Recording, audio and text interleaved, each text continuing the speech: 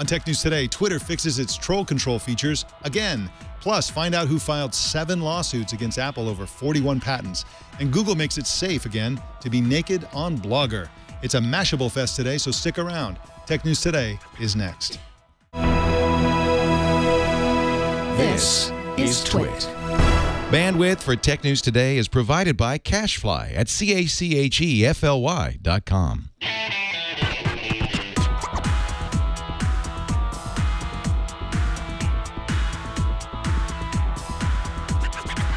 This is Tech News Today for Friday, February 27th, 2015. This episode is brought to you by Gazelle, the fast and simple way to sell your used gadgets. Find out what your used iPhone, iPad, and other Apple products are worth at Gazelle.com. And by Blue Apron. Blue Apron will send you all the ingredients to cook fresh, delicious meals with simple step-by-step instructions right to your door. See what's on the menu this week and get your first 2 meals free by going to blueapron.com/twit. That's blueapron.com/twit. Tech News Today is the show where we talk about the tech news with the journalists who report it. My name is Mike Elgan, and welcome to the show. Joining us as co-anchor today is Mashable senior tech analyst Christina Warren. How you doing, Christina?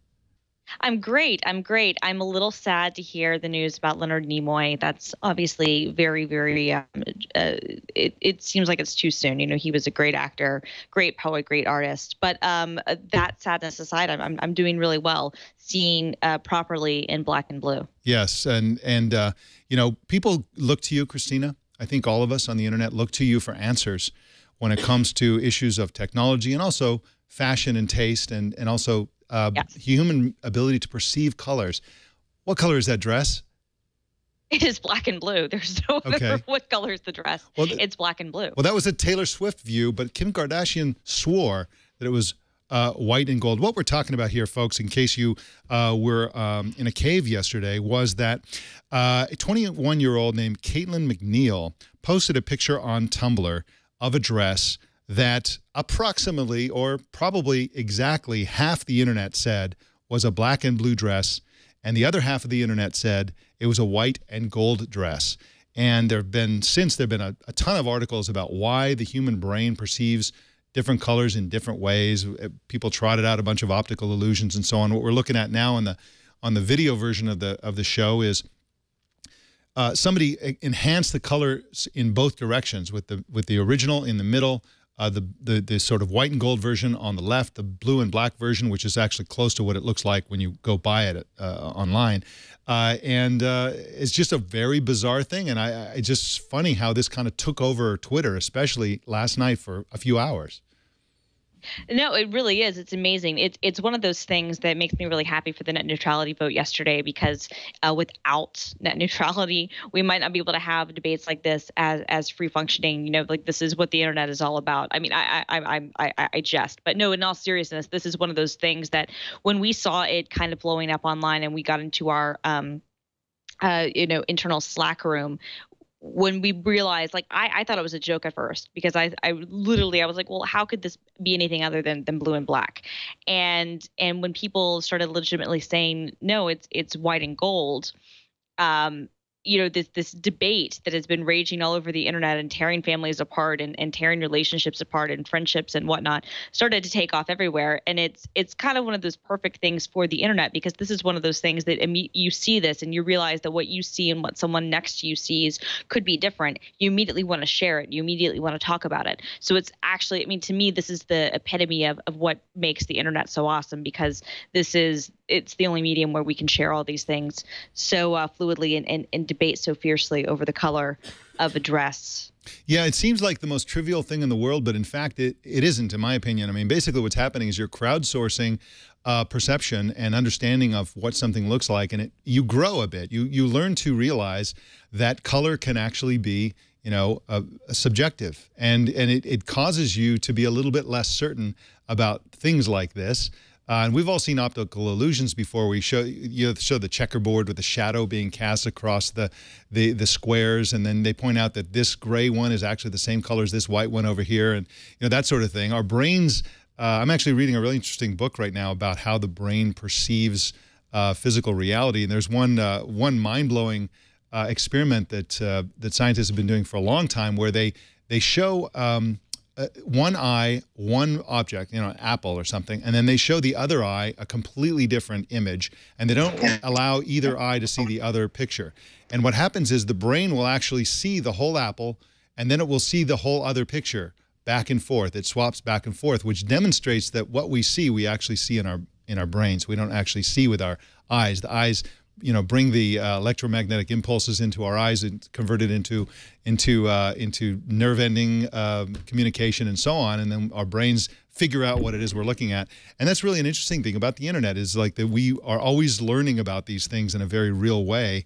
Anyway, it was a lot of fun, and personally, I think the dress beat the llamas for the internet yesterday. So anyway, totally. It was interesting. I mean, it was. The llamas were great if you were there live. You know, if you were watching it take place live, the llamas were fantastic. But the dress is one of those things that really you immediately want to show everyone what's happening and get everyone's perspective. Because as you said, it's amazing, you know, that the fact that it makes me question everything I've ever seen before if we can have such disparate accounts of what something looks like. Yeah, absolutely. And I just one last thing about the llamas. I think that was especially funny because, I mean, if anybody's ever lived in Los Angeles, there's a weird thing that happens in L.A. where everybody in L.A. is obsessed with car chases. They happen all the time, you know, O.J. Simpson style from the helicopter, you know, views. All the local news crews have helicopters, and they watch car chases. It happens all the time. Everybody's obsessed with it. Nobody gets sick of it. But then there's exactly the same kind of coverage yesterday, but they were llamas. And of course, this is Arizona, and you know, LA people are going, llamas, come on, what, llamas? Isn't it supposed to be an SUV or something? Anyway, pretty hilarious stuff. It was a weird day on the internet yesterday, and it really was. There they go. All right, well, why don't we go ahead and do the news? Just a few short weeks after Twitter CEO Dick Costolo was caught saying in a leaked internal memo that, quote, "We suck at dealing with abuse and trolls on the platform," unquote, Twitter has tripled the staff that deals with harassment reports and also added new anti-troll and anti-harassment features. One of these features is that when you report that someone else is being impersonated or has had their personal information compromised, the report will also notify that person. Chronic rule breakers will be required to give their phone number if they want to use the service again, but Twitter didn't go so far as saying that they'll use the nuclear option, which is to start blocking the IP address of serial harassers. I suspect they do that in rare cases now, but they don't like to talk about it. The changes will be rolled out gradually starting today and continuing over the next few weeks. And of course, Christina Warren, you're a big user of Twitter, and you've seen how bad the harassment can get. I've gone so far as to say that trolling and the inability to do anything about trolling is actually a structural feature of Twitter, and I'm hoping that Twitter will prove me wrong. Do you think they're going to be able to do that? You know, I think it's really encouraging to see that they're actually finally making some concrete changes to this. I think it's a shame that it's taken this long. I was heartened, you know, when the memo from Dick Costolo came out a couple of weeks ago and said we suck at this, that he was that adamant about it. I thought that his interview with Farhad Manjoo at the New York Times this week and also this news that they're going to be doing more really shows that it's going in the right direction. But, you know, you question the kind of the nature of how the service has been built and kind of its pseudo-anonymous, you know, always public sort of features makes it difficult unless you do like the nuclear option of IP banning, which, like you said, I'm with you. I think that they probably do that in extreme cases, but they don't like to talk about it. But unless you're going to be doing something like that, which could have a lot of other, you know, implications and complications, I do still question how much they're going to be able to actually stop things. What I do think is the best thing, and I've actually seen this myself in things I've had to report, is that they definitely, you can tell that the number of people they've put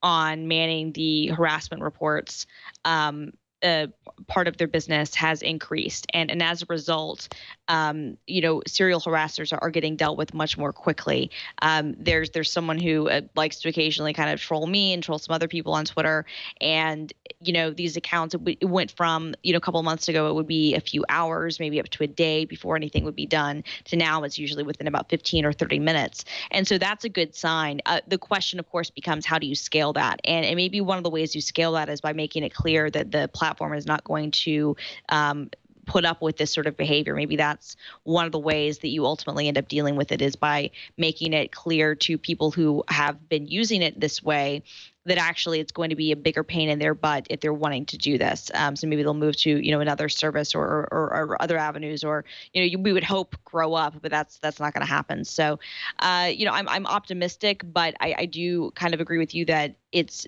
up until now sort of been kind of a feature of how Twitter is built, that it's kind of the perfect storm for this sort of thing. Exactly. And, I don't question that Twitter will be able to deal with the kinds of trolls. I mean, I've had trolls that I've been dealing with for decades, not the same trolls, they come and go.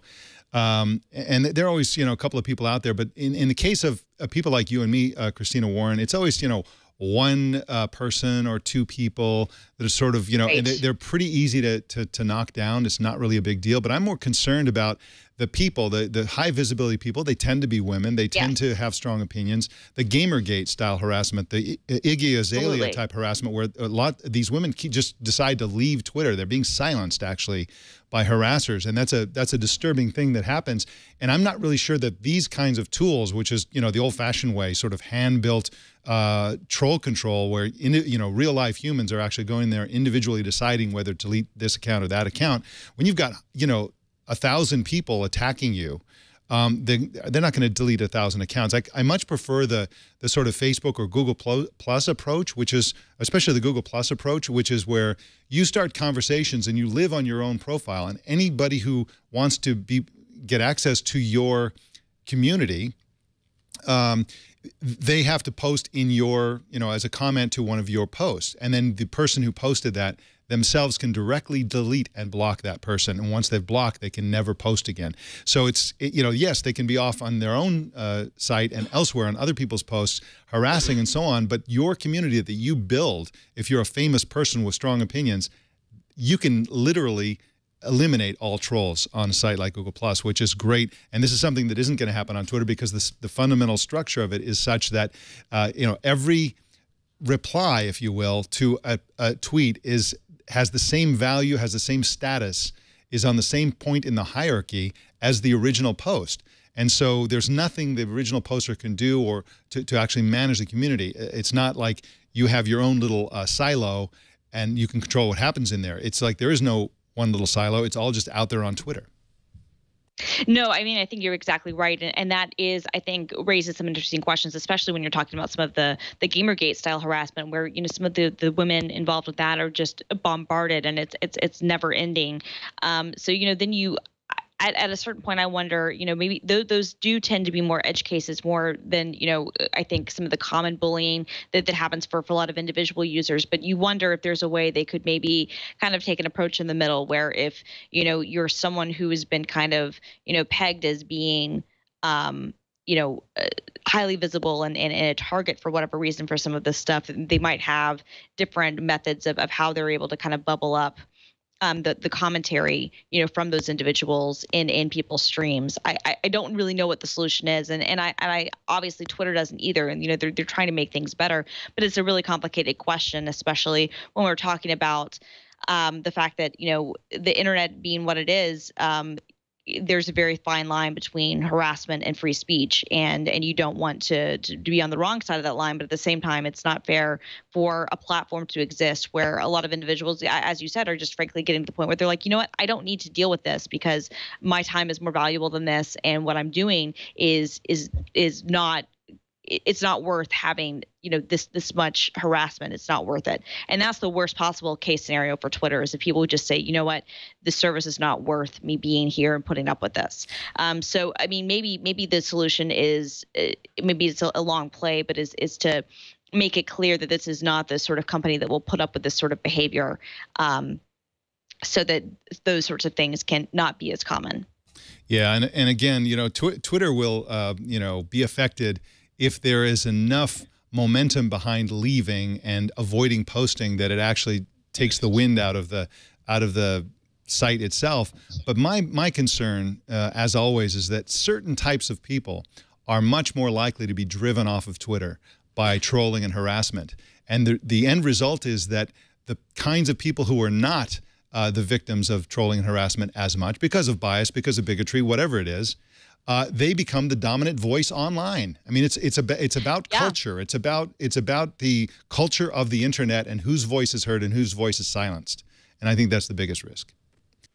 Got some more news coming up for you, but first, I want to tell you about Gazelle, the best place on the internet to buy and sell a used gadget. Of course, they've been buying your used devices for so long, and it's always been the ultimate place to sell used gadget, partly because they give you lots of money for your devices, partly because it's super, super easy. But now they will sell you a used device. And I've been talking about this on the show this week. It's just they give you really good devices at very, very low prices. How low? The iPad 2, for example, starts at about $189 on the Gazelle site. An iPhone 5 starts at about $199. Those are incredibly low prices. And of course, they have two conditions categories for the devices that you buy from them. One is certified like new, which you can't tell that it's not a brand new device. And the other one is certified good. It has some gentle signs of wear, but it will offer a super, super great price. In either case, all the devices have been put through a rigorous 30-point inspection to make sure that they work flawlessly. And certified pre-owned devices are backed by a 30-day risk-free return policy. So literally, you risk nothing. If you don't like it, even after 3 or 4 weeks, you can send it back and get a full refund. Very great place to buy stuff. So find out what your iPhone's worth. Take a minute and go to Gazelle.com to find out. Yeah, why don't we go ahead and move to our next story, which is a lot more techy. Mobile data demand is expected to increase by an order of magnitude over the next 5 years. And now Qualcomm is talking about technology called LTE-U. It actually sounds like a school I'd like to go to, for using unlicensed Wi-Fi spectrum to help meet that demand.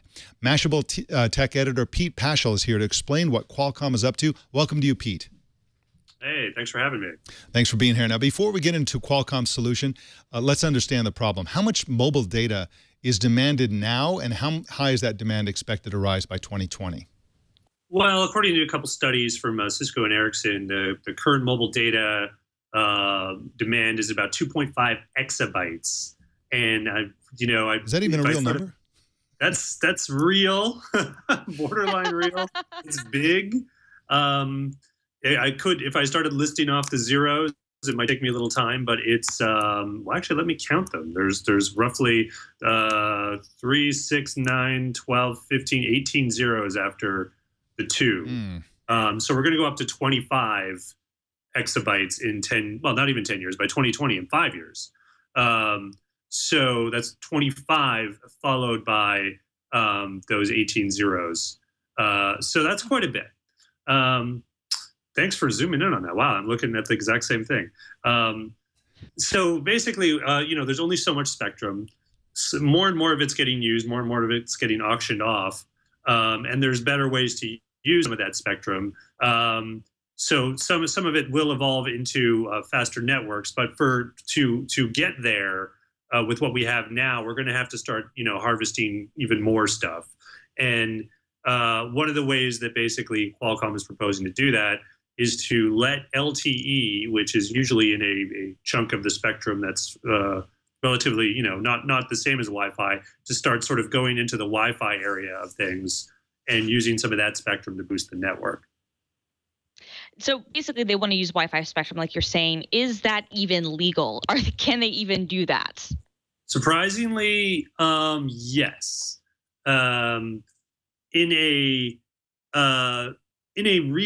There's nothing wrong with it as long as they have a standard and they have they'll have to get some regulatory approval, but there's nothing that specifically prohibits it, at least in the United States. There are a couple of countries that do, and it's for technical reasons. So basically, one of the reasons Wi-Fi works for us, and anyone can set up an access point, and it generally won't interfere with other access points close to you, is that there's a protocol in Wi-Fi called listen before talk.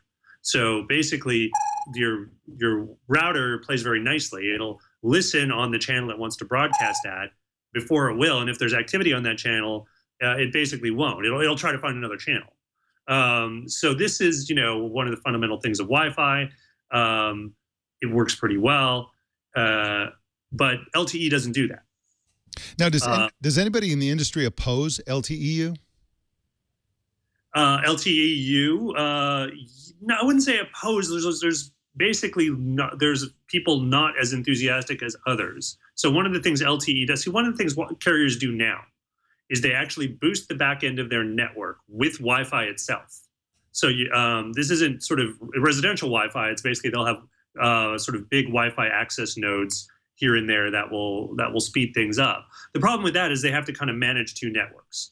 That's kind of a logistical problem, but that hasn't stopped AT&T as one of the major carriers that does this from investing a lot of money in it. Now, basically, if LTE-U starts to take over, a lot of that work is going to kind of be for naught. So that's why they're less interested in LTE-U, because they're already using the Wi-Fi spectrum for in this way. But LTE-U actually will boost not only their capacity, but according to Qualcomm, basically your LTE is better, and the Wi-Fi even gets better if they use it. If their claims are to be believed. I mean, it sounds win-win. The issues here, though, are it hasn't really been proven on the vast scale that Qualcomm wants to do it. I mean, they're going to do a big stress test in Mobile World Congress, basically, which is coming up this weekend, and they're going to show a demo of like the ultimate stress. It's something like 25 routers or something in I forget the exact number, but I mean it's in a small area, sort of all clouding the channels and getting LTE-U working through such a congested environment, which they say not only works, is faster than LTE, and actually helps the Wi-Fi. Well, let's check it out. We'll see it at Barcelona this week, but Qualcomm, that they're not a minor player here. If they're making these claims, I don't see any reason to disbelieve them. So they're going to be showing it off at Mobile World Congress this week. When is the earliest that we might see LTE-U in public use? When are they saying that we might possibly see this out in the wild? Well, one of the big news this week, and why it's they've talked about LTE-U for a while, but the big news this week is basically the chips are ready. So now they have what's called a small cell, which is the micro cells that carriers use to boost their network. They have small cells that use this technology ready for carriers to deploy. So if a carrier were to sort of today, as soon as they get it, start deploying it in their network, I mean, we could probably see it by the earliest early next year in the actual network. And then for devices that would actually take advantage of it, we're looking at end of next year, so probably end of 2016.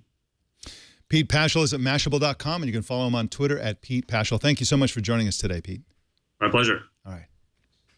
Sweden's Ericsson has filed 7 new lawsuits against Apple, claiming the violation of 41 patents related to wireless connectivity, user interfaces, battery management, and operating systems, and how these methods are being used in iPhones and iPads. The suits were filed in both the International Trade Commission and in the U.S. District Court for the Eastern District of, you guessed it, Texas. Ericsson is asking that iPhones and iPads be blocked from sale in the United States until the lawsuit is resolved. Apple and Ericsson had a licensing agreement that began in 2008 and ended last month, and they've been unable to reach a new deal. Christina Warren, this is less about a regular kind of patent lawsuit. It's certainly not a patent troll lawsuit. What this really is are 2 big, powerful companies going head-to-head and clashing over an agreement, or the lack of an agreement, over what the licensing fees are. Now, if you smirk at the idea that Ericsson's a powerful company, this company holds 35,000 patents, and they are the single largest holder of standards essential patents in the wireless industry. Everybody pays off Ericsson because they hold so many fundamental patents. How do you think this is going to be resolved, Christina? Well, they're obviously Apple's going to pay. They're going to re-sign a new agreement. I don't know at what terms. Probably somewhere in the middle. Probably not as high as Ericsson would want, but probably not as little as Apple is willing to pay. You're right. Ericsson is a huge company in telecommunications. We were just talking about LTE. Ericsson does most of the LTE work and infrastructure work, both on the patent side and actually on the installation and kind of maintenance side too. They're a huge company with this stuff, and everybody, as you said, pays them off, and Apple was paying them off until their agreement expired last month. I do think that the idea that even in the district court, of Texas, the Eastern District Court in Texas, even there, I think that the idea that the iPhone, that there will be an injunction on selling the devices, that's not going to happen. That's why I laughed. That's absolutely not going to happen. But yeah, I mean, this is really, as you said, more about coming to a licensing agreement and over terms rather than actually trying to. Anybody trying to do patent trolling stuff in the traditional sense. I think that to a certain extent, this is another example of Apple really throwing their weight around these days. I mean, after all, we've learned recently that Apple is literally the most valuable company in the history of mankind. And don't give me this Dutch East India Company business, because that was not comparable to a company like Apple. No. That Dutch East India Company had the ability to execute prisoners. Imagine what Apple could accomplish if they could execute prisoners. Anyway, it's literally the most valuable company in the history of mankind. And they get these, companies like Ericsson treating them, they're like any other, treating them like they would treat BlackBerry, for example. And I think Apple's position is just like, hey, we're Apple. We don't have to just agree to whatever price you say. And this is similar, I think. This is my theory about the whole Tesla thing. I think Tesla started poaching Apple employees and basically said, look, Apple's never going to sell anything except phones and tablets. So why don't you come to Tesla and we'll do something really exciting with your battery genius that you have, your 2 PhDs and whatever. And I think Apple said, hey, you know what? We're Apple. We don't have to put up with this. You know what? We're going to build a car. How do you like that? We'll build a car. Right. Come to Apple, and we'll build a car. Not only will we build a car, we have billions of dollars to build a car. We could buy the whole car industry. So anyway, they seem to be doing that a lot, and of course they would do that. They really do have that much money, that much power, and so this, I agree with you. This is going to be settled, and I'll bet you at the end of this, just a prediction. We may never know, but my prediction is that Apple will pay lower prices than everyone else. Oh, of course they will. I think without a doubt that Apple is definitely going to get the better deal. They might not get as much of a sweetheart deal as they were pushing for, but I don't see any way this ends with Apple giving up, because as you said, they're Apple, and for better or worse, this is one of those things where when you're the biggest company on the land and you can do these things, they can also make the argument that, hey, we sell a whole lot of these devices and are paying, have a whole bunch of these units more than any other individual company does. Samsung and it notwithstanding, and even that's looking like that's, getting with if Apple can continue to sell devices the numbers they did last quarter, they could make the argument, hey, we should get a better deal because we're Apple. Whether Ericsson is going to be happy with that agreement or not, who knows? But yeah, this is going to get settled for sure. And if it doesn't get settled, Apple could just buy Ericsson. And if Ericsson doesn't want to sell, they could just buy Sweden. Well, we told you Tuesday. We told you Tuesday that Google was cracking down on pictures of sex and nudity on their blogging platform, Blogger. But now the company has reversed itself. A post by Google on the Blogger Help Forum said that after a ton of feedback, which included users talking about the negative impact on individuals who post sexually explicit content to express their identities, they're canceling their plans to ban new adult blogger blogs and will revert to their old policy of placing such blogs behind an adult content warning page. In other words, never mind. Does this make you love or hate Google, Christina Warren? They changed their minds like this in a kind of fickle way. They freaked a lot of people out, and now they're saying, you know what? We changed our mind again. We really don't have a vision for any of this. We're just going with whatever we think, whichever way the wind blows. I think that on the one hand, it was a little bit weird that they even took that position to begin with, because, they'd had such a long-standing position for so many years where it was, there's Pete in the background waving. It's over, Pete. It's over. Your segment is over. It's over, Pete. No, but they'd had this position where they'd allow things behind an adult kind of warning label or filter, for so many years. Then to kind of reverse course on that, especially for communities that have been built around things for a long time, struck me as being a little bit naive and a little bit out of touch with the community and whatnot. So on that hand, it was a little frustrating to even see them even going in that direction. Whatever you think, however, whatever your opinions of pornography and more adult content are, if something's been the rules for a long time and then suddenly you change it, I think that's problematic. That said, I do think the fact that they clearly listened to the community feedback and were able to respond in a way where they basically said, you know what, we're sorry, we take it back. go forward as usual is a good sign. There's been a lot of discussion over the years that Google has basically abandoned Blogger, and I think that's fairly true. They really haven't given that platform or community any love in years. What feels like decades practically, and that's going a little bit far, but it really does feel like it's been about 9 or 10 years since they really invested in anything in Blogger. And it's probably a bad idea to anger some of your core community members if you're still wanting to even stay in this space. And if you're not, then that's fine. I was reminded to a certain extent of kind of the backlash that LiveJournal faced. I guess this is about 7 or 8 years ago, with some of their fan communities, some of their fandom-based policies and certain things on some of their journals. And a lot of LiveJournal users left and went to other platforms. And that really, I think, could be kind of one of the reasons why Tumblr took off the way that it did. And so I think that it's a good sign that Google is at least recognizing, hey, you know what, our community has spoken, we've thought about it, and we're going to go back on what we said. Not dissimilar to what they did. Granted, they took them much less time in this case, but with the real names policy on Google Plus, where they were able to kind of listen to the community feedback and say, you know what, we've heard you and you're right, we will change our ways. Yeah, and I wish they'd do something like this on Google Plus. Google Plus, they don't have an adult content button. They don't have any of that stuff. It's basically, if it's adult content, they boot it. I think that they wait until there's a complaint. But still, it's a highly censored website, and I think there's something to be said for letting people do whatever the heck they want, as long as nobody's victimized. If there's no victim, there's no crime, etc. So yeah, I'm glad that they reversed it. I think there is a place for people to express themselves in any way they want, as long as nobody's harmed in the process.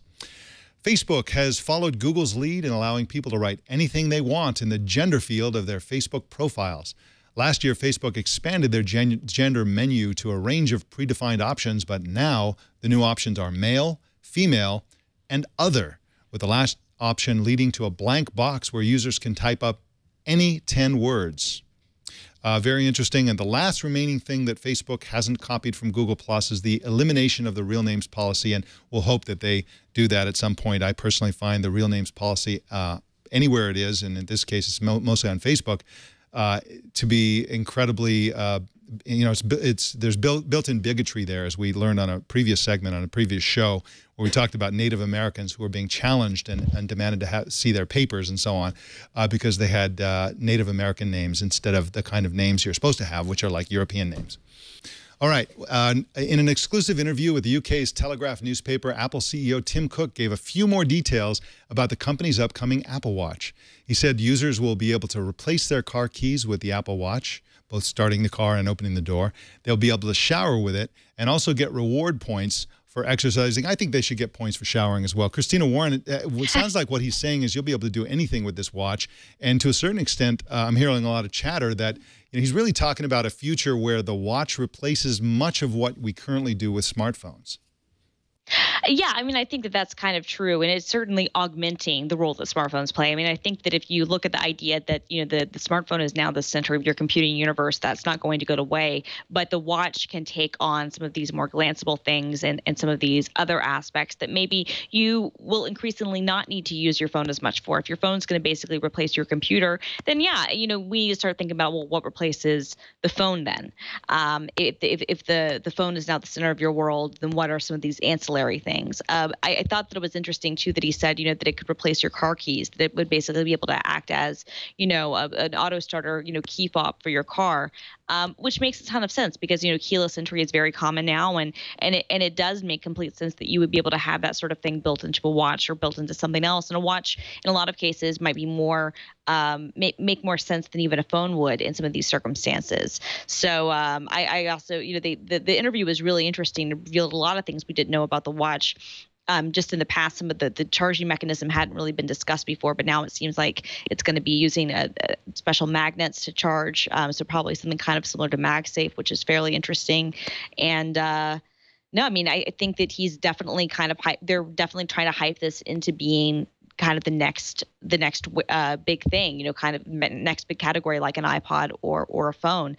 Whether it will or not remains to be seen. But I definitely do think that we're at the place where as I said, if you agree with the assumption, and I think that most people do, that the phone becomes kind of the center of your world, then what then steps in to take the phone's place?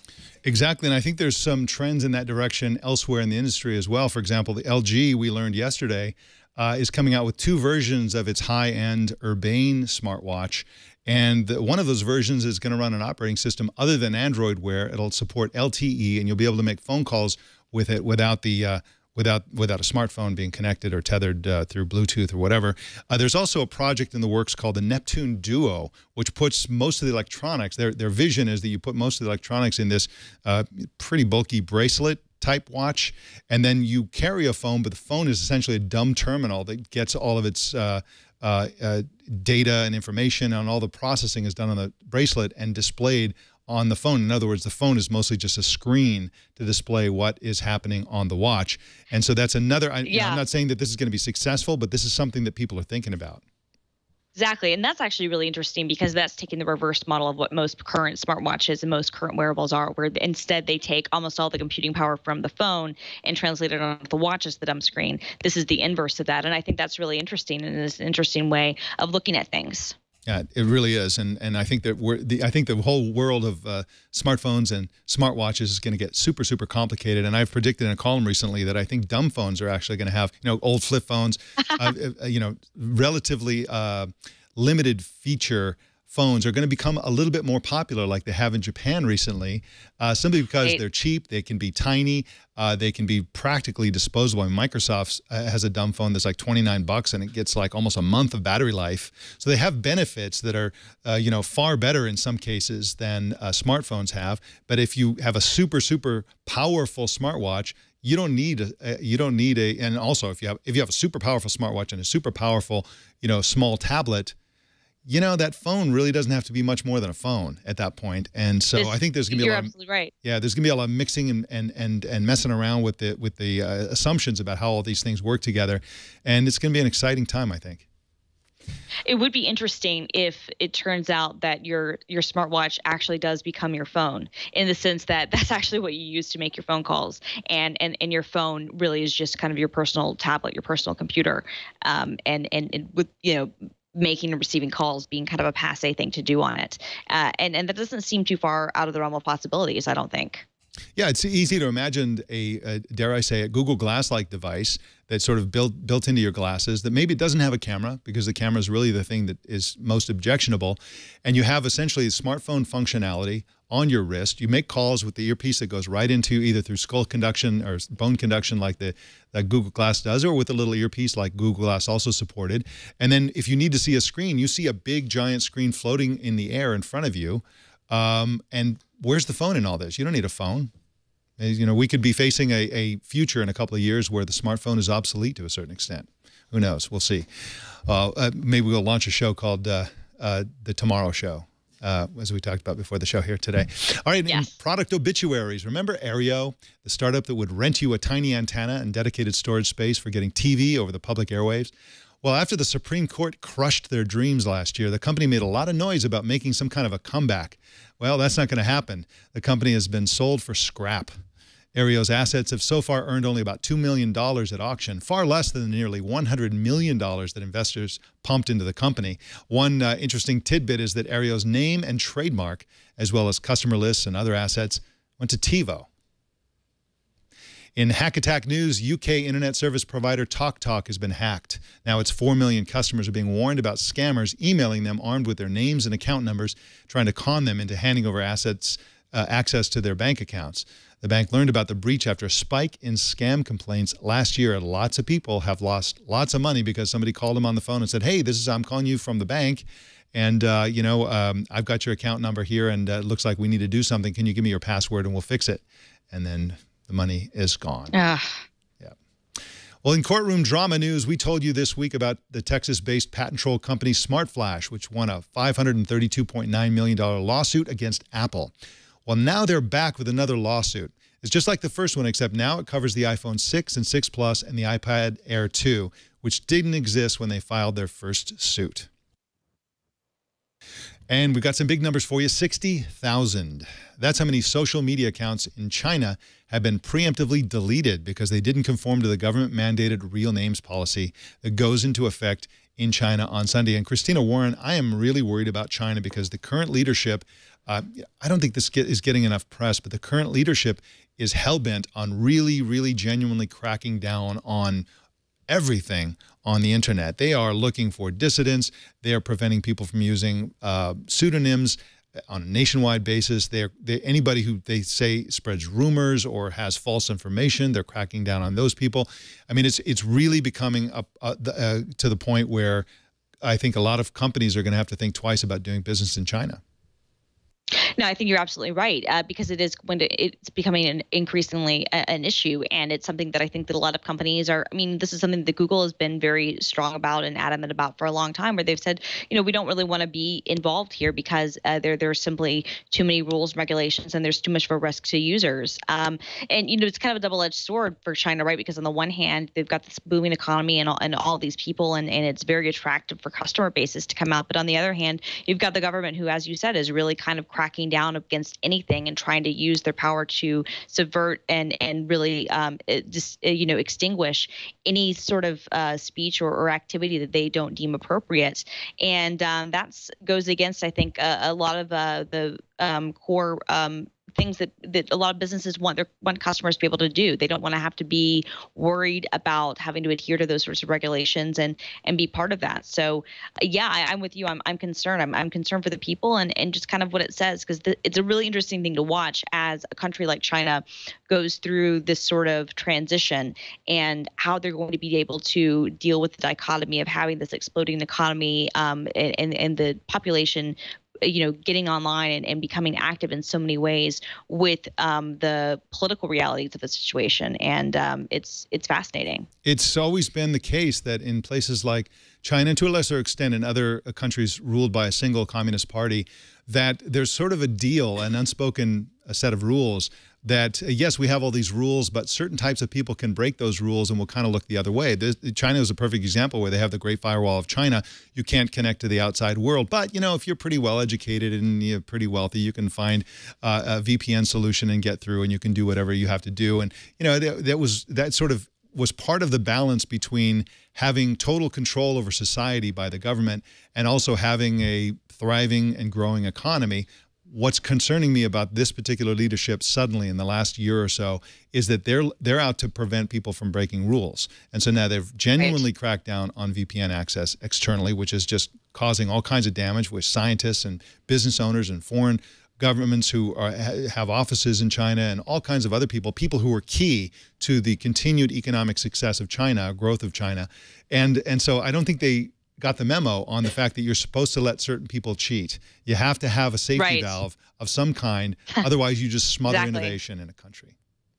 Exactly. And then at that point, you end up with a situation where you've got a ton of people who have suddenly had access, whether it's because of, kind of their upward mobility and other things that have happened there where they've, been able to kind of break the rules. And then if they're not, what's the reaction of the people going to be, especially when you have so many more people than you have, people in charge government-wise. And that, I think, should be something that should concern the Chinese government, frankly, because you can only push people so far. And if you, especially when you're taking away things from people after they've already had access to them, it usually does not go well historically. It's easier to follow the North Korea model of never letting them have it in the first place. That's what works. China, if you're paying attention. It's too late, actually, for China. Well, in news you can lose, Tesla CEO Elon Musk loved the James Bond Lotus Esprit submarine car in the Bond flick, The Spy Who Loved Me. He loved it so much that he bought it about a year and a half ago for $866,000. Even more stunningly, he announced plans back then to convert it into a real submarine car. We don't know how that project is going. But that's why it might not be too big of a surprise to learn that the Tesla Model S has a related Easter egg. When owners tap and hold the T logo at the top of the dashboard screen, enter 007 into the login that pops up, then hit the suspension tab, a screen pops up that pretends the car is in submarine mode. Man, why don't I have a Tesla? I guess because it's really, really seriously, expensive. This is amazing.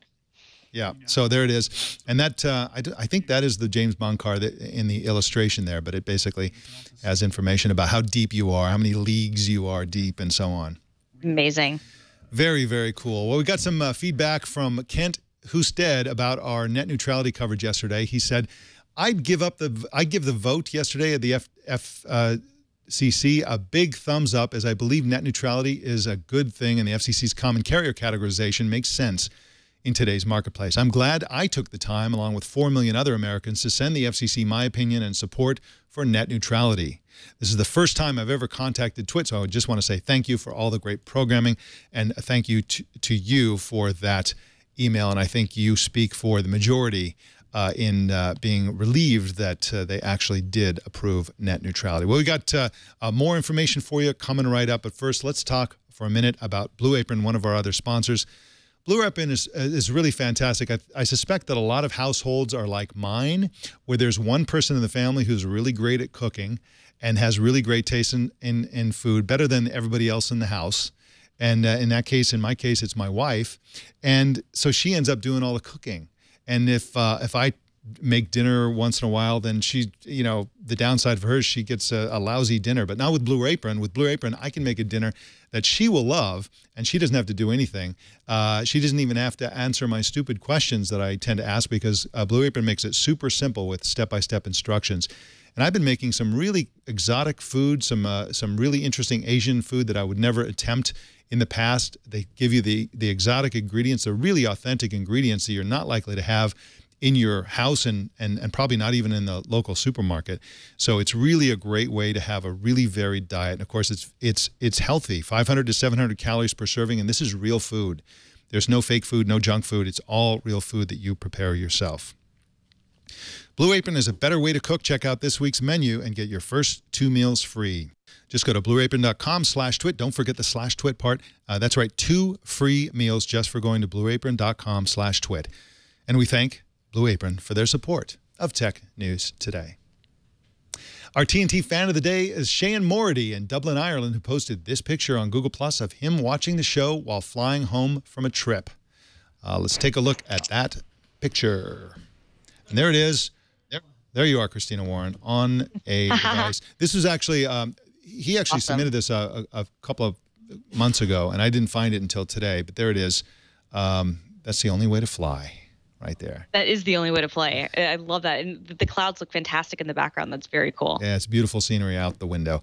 How do you watch or listen to TNT? Just record a video or take a picture of yourself or your setup and post it on Google+, Twitter, or Facebook, and use the hashtag HowIWatchTNT, and we will find it. Christina Warren, thank you so much for coming on and anchoring today. I always love it when you're on the show. Like I told you on Twitter before the show, it ain't Friday unless you're co-anchoring. So thank you for making Friday happen today. What are you working on this week? I imagine you're going to be up to your eyeballs in dealing with the flood, the tsunami of news coming out of Mobile World Congress. Yes, that's exactly what it is. So unfortunately, there's not a lot I can talk about on the record right yet, because we've got so much news coming out. But starting really Sunday, there's going to be a ton of stuff from Samsung and everybody else, all the other big players, LG, Microsoft, everyone. So we're getting ready to go into the Mobile World Congress flood, as you say, and then right after that will be the Apple Watch event. So really, this is like suddenly tech just got super busy and super fun. Super fun. You can follow Christina Warren at film_girl. I look forward to your coverage, Christina Warren. Thank you so much for co-anchoring today. Thank you, Mike. All right. You can subscribe to Tech News Today at twit.tv/TNT and watch us live every weekday at 10 a.m. Pacific, 1 p.m. Eastern, 1800 UTC at live.twit.tv, or on the app or browser plugin of your choice, which you can find at twit.tv/apps. Follow us on Twitter at Tech News Today TV, and you can follow me personally on Vine.